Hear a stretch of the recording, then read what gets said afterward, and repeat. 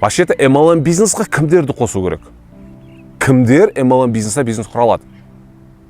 Нақты шешімі бар адамдар. Біз сондай адамдарды бизнеске қосуымыз керек. Ал мына өнім алам деген адамдар бар ғой, олар өздерімен өздері өнім алып қолданып жүре берсін. Олар клиент, потребитель. Жай ғана клиент.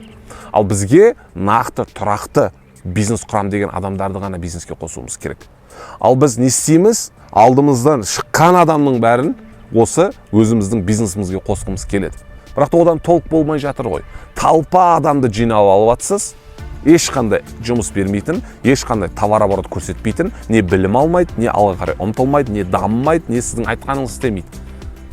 Соның артында сізде ешқандай бизнесте нәтиже жоқ. Сол үшін MLM бизнесқа нақты істеймін деген адамдарды қосамыз. Вообще-то MLM бизнес не екенін ұқтырамыз адамдарға. Сіз сияқты MLM бизнесті ұғамын, MLM бизнесті түсінемін, MLM бизнестің артында ақша табамын, өмірімді өзгертемін, шетел саяхаттарында боламын деген адамдарды ғана бизнеске қосуымыз керек. И соларды біз үйретуіміз керек. Бар болғаны 5 адам сіздің түбегейлі өміріңіздің өзгеруіне себепші бола алады. Егер нақты шешімі бар, активный 5 партнеріңіз болса, болды. Сіз MLM бизнесте звездасыз.